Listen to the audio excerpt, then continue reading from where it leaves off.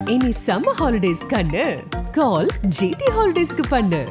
GT Holidays, South India's #1 travel brand.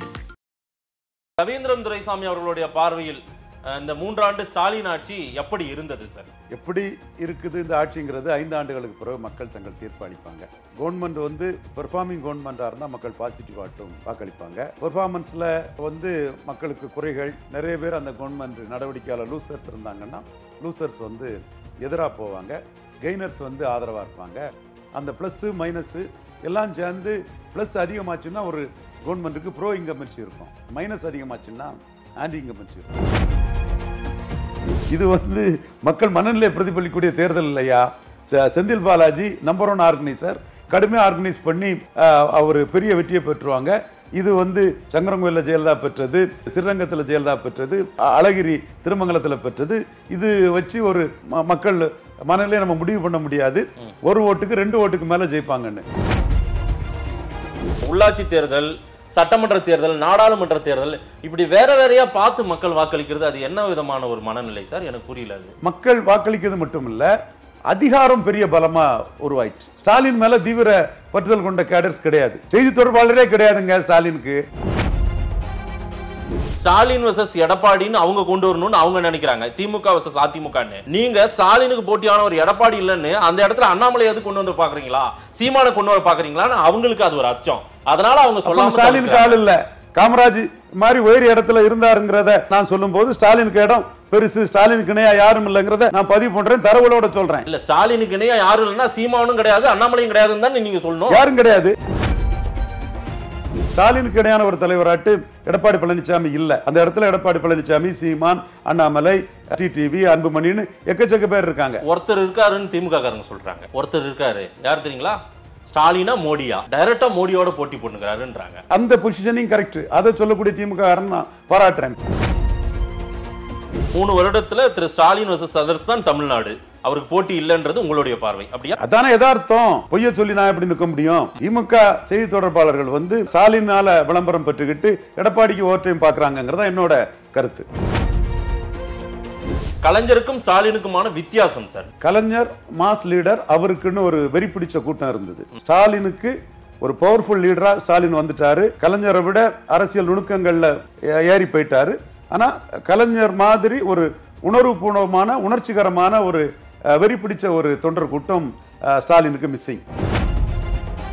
இந்த 3 ஆண்டு கால திமுக ஆட்சின்றது மக்கள் மனநிலையில மீண்டும் அதிமுக வரட்டும், இல்ல திமுகவே இருக்கட்டும்பா அப்படின்ற பேசு பொருள் ஏதேனும்? அதெல்லாம் அந்த எலெக்ஷன் டைம்ல தான் சொல்ல முடியும். இப்போ ஸ்டாலினுக்கு இணையா எந்த தலைவரும் இல்லைங்கிறது 100க்கு 100 உண்மை. எந்த சாரார் மக்கள் அதிகமா திமுகவை விரும்புகிறார்கள் சார் இந்த 3 வருஷத்துல? ஜெயலலிதா இருந்த பெண்கள் வாக்குகள் வந்து இந்த 1000 ரூபாயில ஸ்டாலின் பக்கம் வந்திருக்குன்னு ஒரு கருத்து நிலவுது. அதன் தமிழர்களுக்கு வணக்கம். பல்வேறு துறைகளில் ஆக சிறந்த ஆளுமைகளை சந்தித்து நாம் நேர்காணல் எடுத்து வருகிறோம். அந்த வகையில் மீண்டும் நம்மோடு இணைந்திருக்கிறார் அரசியல் திறனாய்வாளர் திரு ரவீந்திரன் துரைசாமி அவர்கள். அவரிடம் கேட்பதற்கு நிறைய இருக்குன்னா வாருங்கள் அவரிடமே கேட்போம். வணக்கம் திரு ரவீந்திரன் துரைசாமி சார். வணக்கம் மதேஷ். எப்படி இருக்கீங்க? நல்லா இருக்கும் மதேஷ். தமிழ்நாடு முதலமைச்சர் திரு மு.க. ஸ்டாலினுடைய அரசாங்கம், திமுக அரசாங்கம் பொறுப்பேற்று 3 ஆண்டுகள் முடிவடைந்து 4வது ஆண்டுல அடியெடுத்து வைத்திருக்காங்க சார். இந்த 3 ஆண்டு ஆட்சி, இது குறித்தான மதிப்பீடுகள் எல்லோருமே பல வகையில பேசிட்டு இருக்காங்க. திரு ரவீந்திரன் துரைசாமி அவர்களுடைய பார்வையில் இந்த 3 ஆண்டு ஸ்டாலின் ஆட்சி எப்படி இருந்தது சார்? எப்படி இருக்குது இந்த ஆட்சிங்கிறது 5 ஆண்டுகளுக்கு பிறகு மக்கள் தங்கள் தீர்ப்பு அளிப்பாங்க. ஒரு கவர்மெண்ட் வந்து பெர்ஃபார்மிங் கவர்மெண்ட்டாக இருந்தால் மக்கள் பாசிட்டிவாட்டும் வாக்களிப்பாங்க. அது பெர்ஃபார்மன்ஸில் வந்து மக்களுக்கு குறைகள், நிறைய பேர் அந்த கவர்மெண்ட் நடவடிக்கையால் லூசர்ஸ் இருந்தாங்கன்னா லூசர்ஸ் வந்து எதிராக போவாங்க, கெய்னர்ஸ் வந்து ஆதரவாக இருப்பாங்க. அந்த ப்ளஸ்ஸு மைனஸு எல்லாம் சேர்ந்து ப்ளஸ் அதிகமாச்சுன்னா ஒரு கவர்மெண்ட்டுக்கு ப்ரோ இன்கம்பன்சி இருக்கும், மைனஸ் அதிகமாச்சுன்னா ஆன்டி இன்கம்பன்சி இருக்கும். இது ஒரு 5 வருஷம் கழிச்சு நமக்கு வந்து ஒரு தேர்தலில் தெரிய போகுது சார். உங்களுடைய பார்வையில் மக்களின் மனநிலை இப்போ எப்படி இருக்கு? ஏன்னா உங்களுக்கு வந்து திருத்தணி டு கன்னியாகுமரி வரைக்கும் தெரியும், மக்கள் என்ன மாதிரி ஒரு இந்த கவர்மெண்ட்டை பற்றி என்ன பார்வை வச்சிருக்காங்க, இப்போ என்ன மனநிலை இருக்குங்கிறது மேட்டர் இல்லை. எலெக்ஷன் டைமில் அவங்க என்ன மனநிலையை காட்டுறாங்கங்கிறதா மேட்ரு.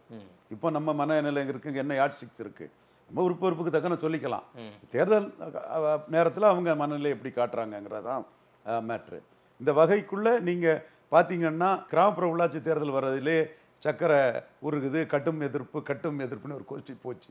கடும் எதிர்ப்பெல்லாம் ஒன்றும் இருந்தாலும் ரிஃப்ளெக்ட் ஆகாதியா இதில் பார்த்துக்கிடுங்க. நான் அவங்க கருத்தை மறுக்கல, அது ரிஃப்ளெக்ட் ஆகாது இதில். அந்த ரேஷன் பொங்கல் பொருட்கள் ஆமாம், அது ரிஃப்ளெக்ட் ஆகாதியா இது. சும்மா உங்களுக்கு ஒரு இதே உங்களுக்கு பொழப்பா போச்சு கடும் எதிர்ப்புன்னு சொல்கிறேன் கருத்தை நான் சொன்னேன். கடும் எதிர்ப்பு இல்லைங்கிறன்னு நான் டிஃபெண்ட் பண்ணலை. அதே மாதிரி நகர்ப்புற உள்ளாட்சி வரும்போதும் இந்த மாதிரி ஒரு கூட்டம் கட்டும் எதிர்ப்பு, இந்த சுமன் ஸ்ரீராமன், நம்ம சவுக்கு சங்கர் இவங்கெல்லாம் இதே வந்து சொல்லிட்டு இருந்தாங்க. அப்பவும் நான் சொன்னேன் இது உள்ளாட்சி தேர்தல், அதிகாரத்தை பயன்படுத்தி திமுக அரசு நடத்துகிறாங்க, இதெல்லாம் ரிஃப்ளெக்ட் ஆகிறதுக்கு வாய்ப்பு இல்லைன்னு சொன்னேன். அதுக்கு பிறகு ஈரோடு கிழக்கு, அங்கே தான் கடும் எதிர்ப்புக்கும் எனக்குமே போட்டி. இது வந்து மக்கள் மனநிலையை பிரதிபலிக்கக்கூடிய தேர்தல் இல்லையா? செந்தில் பாலாஜி நம்பர் 1 ஆர்கனைசர், கடுமையாக ஆர்கனைஸ் பண்ணி அவர் பெரிய வெற்றியை பெற்றுவாங்க. இது வந்து சங்கரங்கோயிலில் ஜெயலலிதா பெற்றது, இது ஸ்ரீரங்கத்தில் ஜெயலலிதா பெற்றது, அழகிரி திருமங்கலத்தில் பெற்றது.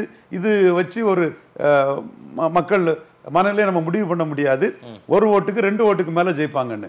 ஆனா அந்த கடும் எதிர்ப்பு கோஷ்டி இருக்க அந்த தலைகீழ நின்னுச்சு. கடும் எதிர்ப்பு, கடும் போட்டி. உங்ககிட்ட கூட நான் சொன்னேன் கடும் போட்டின்னு சொல்லி, கிரெடிபிலிட்டியை விட்டுறாதீங்க மாதேஷ், உங்க கிரெடிபிலிட்டி பேர கூட மாதேஷ்னு சொன்னேன். ஞாபகம் இருக்குதா? அப்போ அந்த நான் கிரவுண்ட்ல போய் பார்க்கும்போது அந்த பெரிய எதிர்ப்பு இருந்துச்சு. ஆனா அதை எல்லாத்தையும் செந்தில் பாலாஜி உடைச்சிட்டாரு. கண்டிப்பா. அதனால தான் நான் சீமானுக்கு கூட்டத்தை வச்சுக்கிட்டு சீமான் எத்தனை % ஓட்டு எடுப்பாருன்னு நான் கமிட் பண்ணலை. சீமா கலைஞர் வெற்றி தமிழினத்திற்கு கேடு, நெடுஞ்செழியன் வந்திருக்குன்னு சொன்னால் ப்ரோ நெடுஞ்செழியனை அந்த இடத்துல பண்ணுறாரு.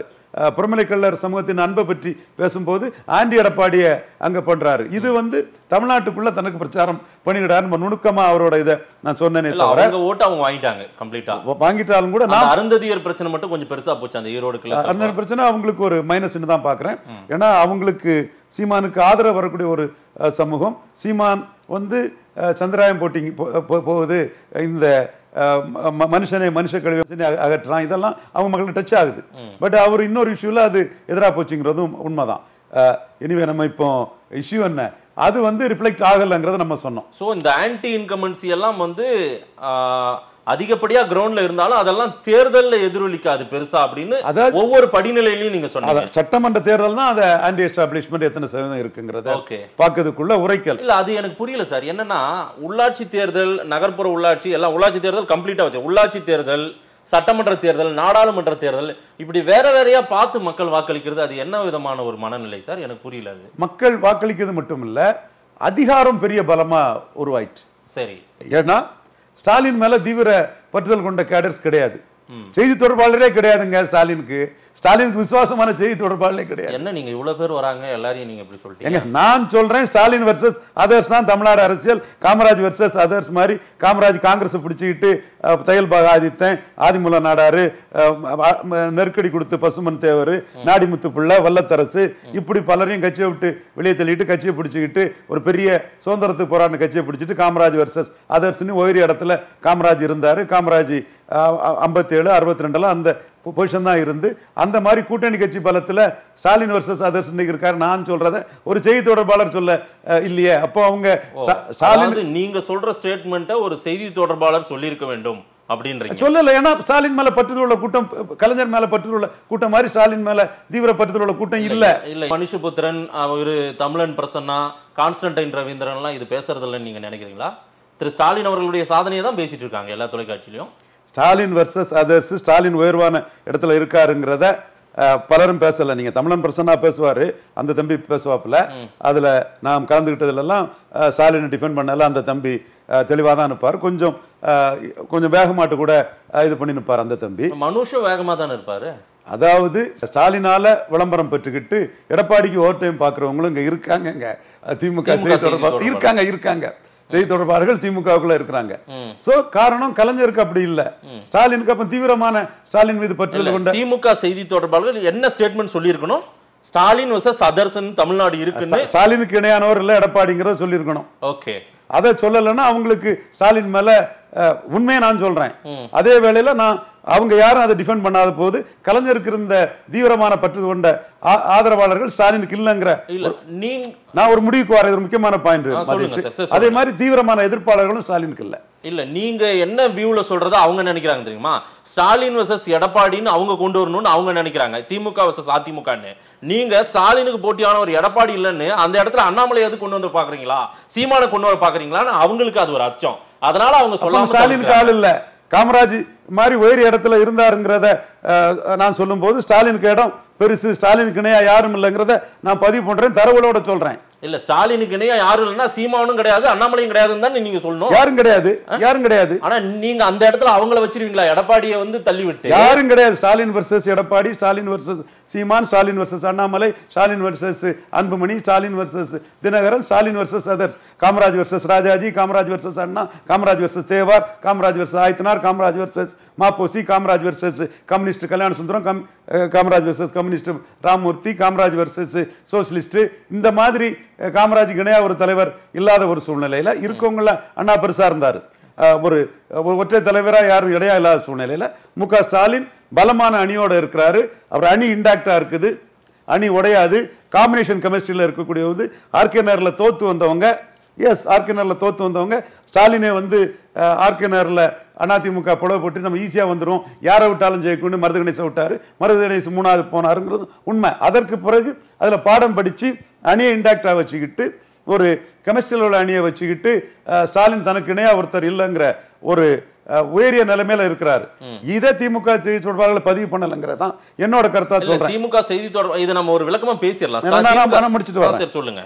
கலைஞருக்கும் மக்கள் தலைவர் எம்ஜிஆருக்கும் 5% தான் வித்தியாசம். 1977ஆம் ஆண்டு 30.3% வாக்கு மக்கள் தலைவர் எம்ஜிஆர் பெற்றாரு, கலைஞர் 24.8% வாக்கு பெற்றாரு. 5.5% வாக்கு வித்தியாசம், இணையான தலைவர்கள். ஆனா 80லே தோக்கடிச்சு காட்டிட்டாரு. உள்ளாட்சி தேர்தலில் மதுரையில் மட்டும்தான் நடத்தினார், சென்னையில் 14க்கு 13 கலைஞர் வெற்றி பெற்றார்னால எம்ஜிஆர் வந்து சென்னை கார்பரேஷன் எலெக்ஷன் நடத்தல, மதுரையில் மட்டும் அன்னைக்குள்ள உள்ளாட்சி தேர்தல் நடத்தினார். அப்போ இணையான தலைவராக தான் இருந்தாங்க. இன்னைக்கு ஸ்டாலினுக்கு இணையான ஒரு தலைவராட்டு எடப்பாடி பழனிசாமி இல்லை. அந்த இடத்துல எடப்பாடி பழனிசாமி, சீமான், அண்ணாமலை, டிடிவி, அன்புமணின்னு எக்கச்சக்க பேர் இருக்காங்க. ஒருத்தர் இருக்காருன்னு திமுக காரங்க சொல்றாங்க. ஒருத்தர் இருக்காரு, யார் தெரியுங்களா? ஸ்டாலினா மோடியா? டைரக்டா மோடியோட போட்டி போட்டுக்கிறாருன்றாங்க. அது அந்த பொசிஷனிங் கரெக்ட். அதை சொல்லக்கூடிய திமுக காரன் நான் பாராட்டுறேன். பிரைம் மினிஸ்டர் கூட ஸ்டாலினை பொசிஷன் பண்றது, ஸ்டாலினை அப்படிதான் பொசிஷன் பண்ணாரு. இது இபிஎஸும் ஓபிஎஸும் தனக்கு இணை இல்லை, நம்ம அதனால பிரைம் மினிஸ்டர் கூட பொசிஷன் பண்ணணும்னு பண்ணாரு. அது பிறகு ஆட்சிக்கு வந்த பிறகு சாதம் உள்ள கரண்டி, அதனால கொஞ்சம் நிதானிச்சு பொசிஷன் பண்ணோன்னு நிதானிச்சு பொசிஷன் பண்ணாரு. நம்ம மிரர் மாதிரி காலி ஸ்பேட் இஸ் ஸ்பேட் மாதிரி உண்மையை ரிஃப்ளெக்ட் பண்றோம். மதேஷ், இந்த 3 வருடத்துல திரு ஸ்டாலின் வர்சஸ் அதர்ஸ் தான் தமிழ்நாடு, அவருக்கு போட்டி இல்லைன்றது உங்களுடைய பார்வை அப்படியா? அதானே யதார்த்தம். நான் பொய்ய சொல்லி நான் எப்படி நிற்க முடியும்? திமுக செய்தி தொடர்பாளர்கள் வந்து ஸ்டாலினால விளம்பரம் பெற்றுக்கிட்டு எடப்பாடிக்கு ஓவர் டைம் பாக்குறாங்கிறதா என்னோட கருத்து. கலைஞருக்கும் ஸ்டாலினுக்குமான வித்தியாசம் சார், டிஃபரன்ஸ் பிட்வீன் கலைஞர் ஸ்டாலின். கலைஞர் மாஸ் லீடர், அவருக்குன்னு ஒரு வெறி பிடிச்ச கூட்டம் இருந்தது. ஸ்டாலினுக்கு ஒரு பவர்ஃபுல் லீடரா ஸ்டாலின் வந்துட்டாரு. கலைஞரை விட அரசியல் நுணுக்கங்கள்ல ஏறி போயிட்டாரு. ஆனா கலைஞர் மாதிரி ஒரு உணர்வுபூர்வமான உணர்ச்சிகரமான ஒரு வெறி பிடிச்ச ஒரு தொண்டர் கூட்டம் ஸ்டாலினுக்கு மிஸ்ஸிங், உறுதியா மிஸ்ஸிங். அது ஸ்டாலின் ஒரு கலைஞர் ஒரு ஈர்ப்பு சக்தி உள்ள தலைவராட்டே வந்தார். 62ல பேரறிஞர் அண்ணா பெருந்தகை தோல்வி அடையும் போது கூட இவர் மட்டும் ஜெயித்தாரு, மற்ற எல்லாரும் தோக்கும் போது இவர் ஜெயித்தாருங்க போது அப்பயே ஒரு ஹீரோயிசம் வந்துருது அவருக்கு. அது பிறகு எமர்ஜென்சியை எதிர்கொண்டு நின்னாரு. அதுல அவர் மேல நாங்களே எம்ஜிஆர் எமர்ஜென்சி ஆதரிச்ச ஒரு எம்ஜிஆர் கொஞ்சம் விமர்சனம் பண்ணிட்டு கலைஞர் எம்ஜிஆர் ஆதரிச்ச ஹீரோன்னு நாங்களே எமர்ஜென்சி ஏற்றும் போது அந்த பாயிண்ட் ஆஃப் வியூல வெளியே இருந்தே கலைஞருக்கு ஒரு ஹீரோ இமேஜை நாங்க கொடுத்தோம். இப்படி அவர் வந்து மிகப்பெரிய பேச்சு திறமை, ஆர்கனைசிங் கெப்பாசிட்டி, இதெல்லாம் அவருக்கு உடன்பிறப்பணி தொண்டர்களுக்கு எழுதக்கூடிய எழுத்து திறமை, இதுலெல்லாம் அவர் தொண்டர்களோட பெரிய அளவில் கனெக்ட் ஆகியிருந்தார். ஸ்டாலின் அவருக்கு வாரிசாட்டு வந்து அவருக்கு தவறுகள் இருந்து பாடம் பிடிச்சி பொலிட்டிக்கல் ஸ்ட்ராட்டஜியில் அவரோட மேலே போய் பெரிய வெற்றியில் அரசியல் சூழ்நிலையில் நிற்கிறார். ஸோ இந்த பெரிய வெற்றியில் நிற்கக்கூடிய ஸ்டாலினுக்கு கலைஞருக்கு இருந்த வெறித்தனமான தொண்டர் பலம் கிடையாது. அதே போல கலைஞருக்கு இருந்த கடுமையான எதிர்ப்பும் கிடையாது. கலைஞரை மையமாக வச்சு தமிழறிமணியன், பல கருப்பையா போன்றவங்கலாம் ஸ்டாலினை வந்து உண்மைக்கு புறம்பா எதுக்கும் போது தான் அவங்கள நான் சும்மா அப்பப்போ எனக்கு கிடைக்கும் போதெல்லாம் கிண்டல் அடிச்சுக்கிட்டு போயிட்டு இருக்கிறேன். ஸோ அவங்க பிரிசனராக பாஸ்டாக இருந்துக்கிட்டு இன்னைக்குள்ள அரசியல் நிலைமையை குய்வைவா புரிஞ்சிக்காம அதிலே எடுத்துட்டு இருக்கிறாங்க. அது கலைஞருக்குள்ள அந்த எதிர்ப்போட ஒரு விளைவாக தான் ஸ்டாலினை இப்போ இன்னைக்கு அவங்க எதிர்க்கிறாங்க.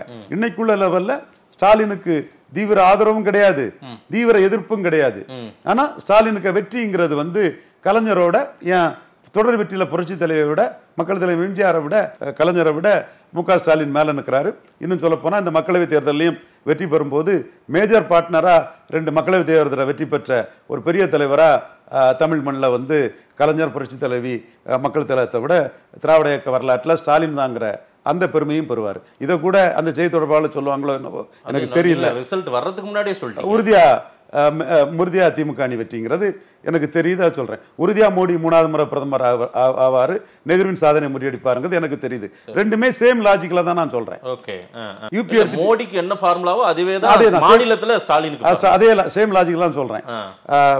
ராஜீவ் காந்தி விழுந்தாருன்னா யூபி சீஃப் மினிஸ்டரா இருந்த மிஸ்டர் கிளீன் ராஜ்புட் சமூகத்தை சேர்ந்த ஒரு பெரிய பேக்கிங் உள்ள பினான்ஸ் மினிஸ்டராட்டு இருந்த விபி சிங் ராஜீவுக்கு எதிராக ரிவோல்ட் பண்ணி அலகாபாத்தில் ஜெயித்து அவர் கூட அரிப் முகமது கான், மஃப்தி முகமது சையத், ராம்தன், தென் அருண் நெஹ்ரு 10க்கும் மேற்பட்ட மக்களவை உறுப்பினர்கள்லாம் அவர் கூட சேர்ந்து ஜன்மோர்ச்சி ஆகி அவர் தலைமையில் உள்ளிருந்து வெளியே ஒருத்தர் வந்து எதிர்த்து ராஜீவ் காந்தியை வீழ்த்தினாங்க.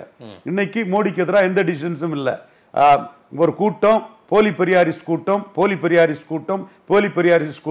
மோடியை மாத்திக்கிட்டு நிதின் கட்கரியை பிரைமினிஸ்டர் ஆக்க போறாங்க, ஆர்எஸ்எஸ் நிதின் கட்கரி பிரைமினிஸ்டர் ஆக போறாங்கன்னு பெரியார் என்ன சொன்னாருன்னே தெரியாத ஒரு போலி பெரியாரிஸ்டுகள் வந்து இங்க சொல்லிட்டு இருந்தாங்க. போலி பெரியாரிஸ்ட் பேசுறதா சொல்றீங்க. ஆர்எஸ்எஸ் காரரே ஒருத்தர் பேசினுக்கிறாரு. சாமி போன முறை தான் போன பேட்டியிலேயே சொன்னீங்க, சுப்பிரமணிய சாமி. அவரை எத்தனை தடவை தான்னா யோசிக்கிறது, பாவம் விட்டு தள்ளுங்க அந்த ஒத்த ஓட்டு சாமியை விடுங்க. எத்தனை தடவை தான் அவரை போட்டு திட்டிட்டு இருக்காரு. ஒரு காலத்துல நம்ம அவ்வளவு ஹீரோவா பார்த்தாங்க, அவரை எமர்ஜென்சில ஹீரோவா பார்த்தா அவரால் ஒரு 100 ஓட்டு கூட புண்ணியம் கிடையாது. நான் பிஜேபிக்கு அவரை பற்றி என்ன பெருசா பேசாண்டா விட்டுருங்க. சோ அவர் சொன்னாரு, இவர் சொன்னாரு, எவர் சொன்னாலும் உண்மை இல்லையே. அப்போ உள்கட்சி அரசியல்ல மோடி பெற்ற வெற்றியை இந்திய அரசியல்ல எந்த தலைவரும் பெறல. அதுதானே உண்மை. இன்னைக்கு எந்த ஒரு டிசிடன்ஸும் பாஜகவுக்குள்ள இல்லையே. அப்போ ராஜீவ் காந்தி மிகப்பெரிய வெற்றி பெற்றவர் தோத்தாருன்னா விபி சிங்ங்கிற ஒரு உள்ள இருந்து ஒரு எதிரி வந்து வீழ்த்தினதுதான் காரணம்.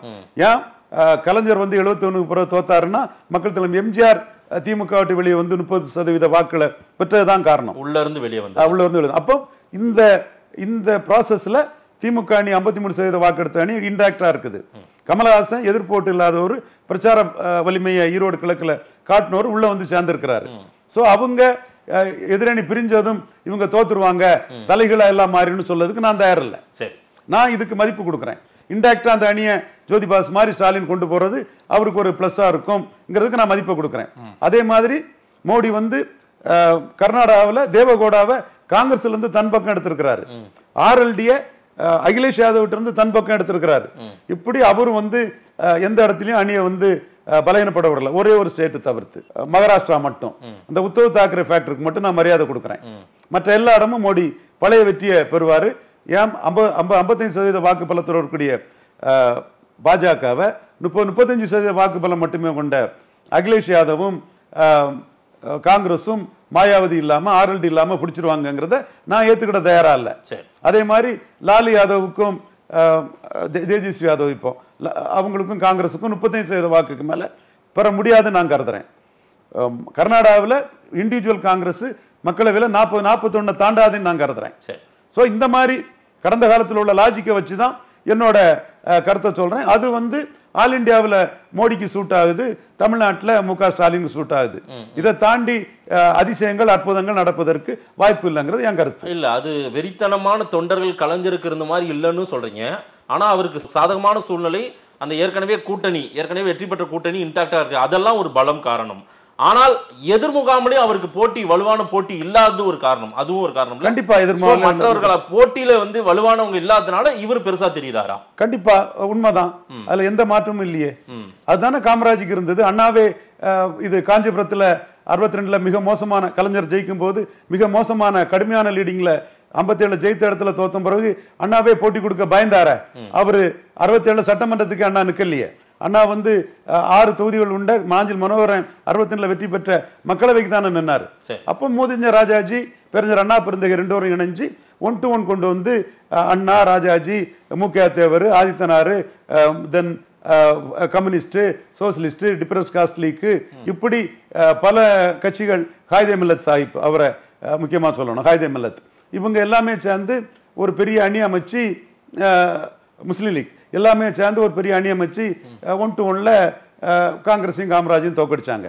அந்த மாதிரி ஒரு பெரிய இடத்துல இன்னைக்கு ஸ்டாலின் இருக்கிறாருங்கிறத தான் நான் திரும்ப திரும்ப சொல்லிட்டு இருக்கேன். அது உண்மை.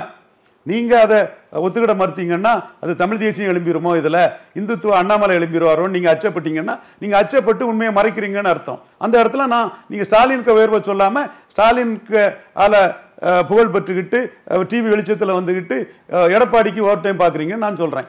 செய்தி தொடர்பாளர்களை வஞ்சிட்டு இருக்கீங்க, அதாவது கோச்சிட்டு இருக்கீங்க, செய்தி தொடர்பாளர்களுக்கெல்லாம் பாடம் எடுக்கிறீங்க. உங்களை ஒரு நாளைக்கு அன்பகத்தில் உட்கார வச்சு செய்தி தொடர்பாளர்களுக்கு ஒரு இது எடுக்க, அது நம்ம வேலை இல்லை மாதேஷ். சார், கட்சியை எப்படி வழிநடத்துகிறார் இந்த 3 ஆண்டுகளில் திரு ஸ்டாலின் அவர்கள்? கட்சியை கட்டுக்கோப்பா வச்சுட்டு இருக்காரா?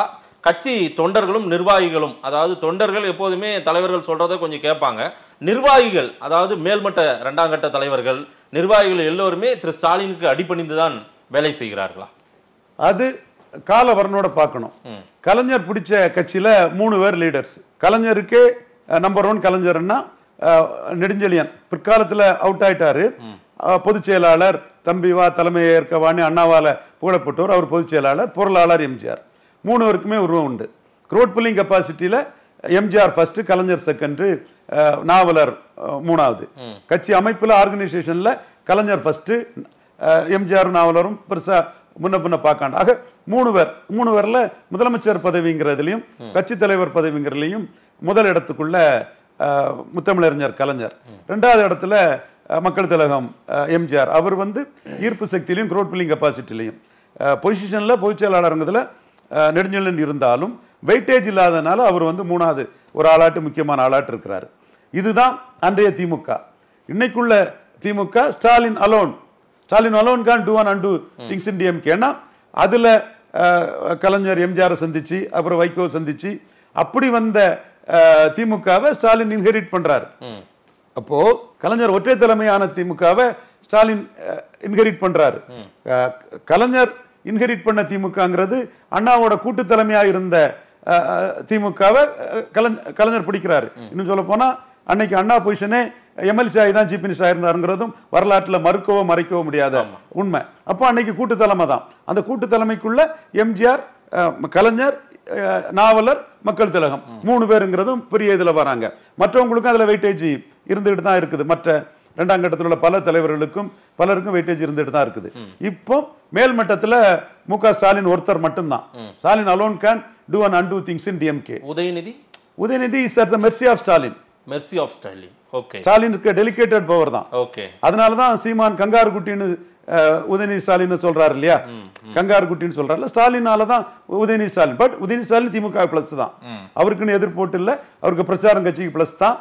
சோசியல் ஆட்டும் இசைவாளர் கம்யூனிட்டி அதுக்கு ஒன்றும் நெகட்டிவ் வேர்ட்ஸ் வர்றதுக்கு வாய்ப்பு இல்லை. ஸோ அவர் பிளஸ் தாங்கிறது மாற்றம் இல்லை.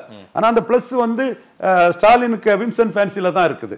மகங்கிறனால டெவலப் பண்ணிட்டு ஸ்டாலின் நினைக்கிறார். ரைட். இந்த 3 ஆண்டு கால திமுக ஆட்சின்றது மக்கள் மனநிலையில மீண்டும் அதிமுக வரட்டும் இல்ல திமுகவே இருக்கட்டும்பா அப்படின்ற பேசு பொருள் ஏதேனும் டாக் போறதா உங்களுடைய பார்வையில்? அதெல்லாம் அந்த எலெக்ஷன் டைம்ல தான் சொல்ல முடியும், அந்த நேரத்துல தான் அதை சொல்ல முடியும். அது எப்படி அணி அமைது என்னதுங்கிறத வச்சு தான் சொல்ல முடியும்.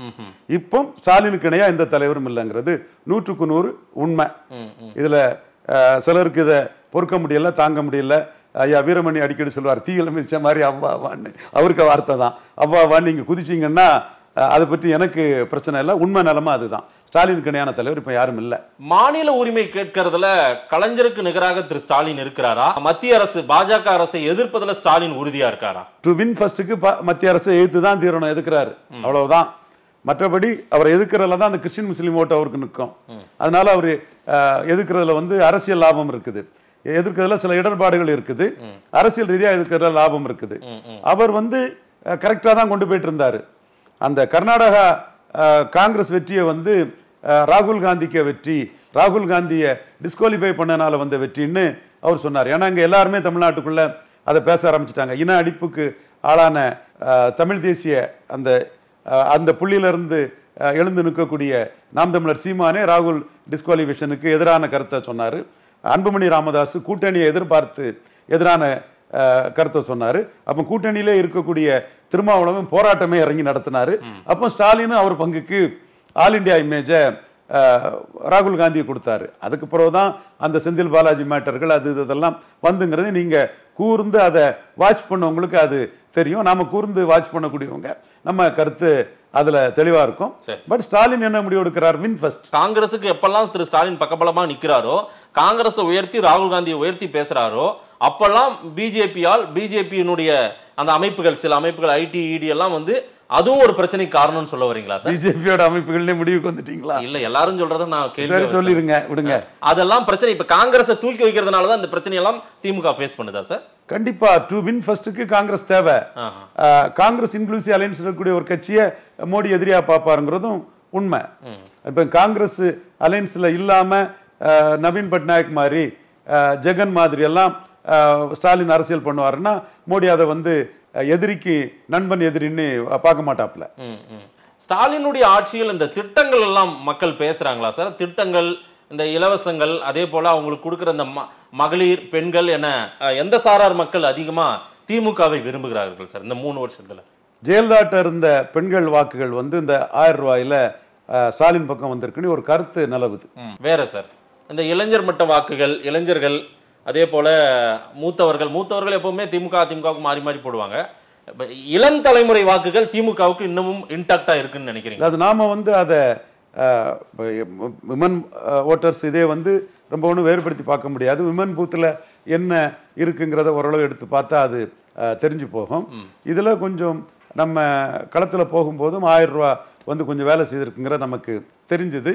அதையும் ஸ்டாலின் சென்டிமெண்ட்டாக அதை வந்து ஒரு டச்சிங்காக அந்த ஓட்டர்ஸை கூட கனெக்ட் ஆகி அதை கேம்பெயின் பண்ணதே நம்ம பார்த்தோம். அந்த வகையில் அதை நாம் சொல்கிறோம். இளைஞர் ஓட்டு ட்ரெடிஷ்னல் திமுக குடும்பத்தை சேர்ந்த இளைஞர்களை சீமான சப்போர்ட் பண்ணக்கூடிய ஒரு தன்மையும் இருக்குது. பட் அண்ணாமலையை சப்போர்ட் பண்ணக்கூடிய அந்த இளைஞர்கள் வந்து அதிமுக குடும்பத்தை சேர்ந்த இளைஞர்கள் தான். ஆனால் இதுவரை நாம் தமிழர் சீமானால திமுக வாக்கு வங்கி இதுவரை பாதிக்கப்படலை. ஓகே, இதுவரை பாதிக்கப்படலை. திமுக ஆட்சியை பொறுத்த வரையில் சார் மோடி எப்படி பார்க்கிறார்? ஏன்னா இதுவரைக்கும் 10 ஆண்டுகள் மோடி தான் ஆட்சி, தொடர்ச்சியான ஆட்சி. பிரதமரா ஒரு மாநில அரசின் மாநில முதல்வர் திரு ஸ்டாலின் ஆட்சியை இந்த 3 வருடமா அவங்க எப்படி அணுகுறாங்க? திரு ஸ்டாலின் மோடி ரிலேஷன்ஷிப் எப்படி இருந்தது?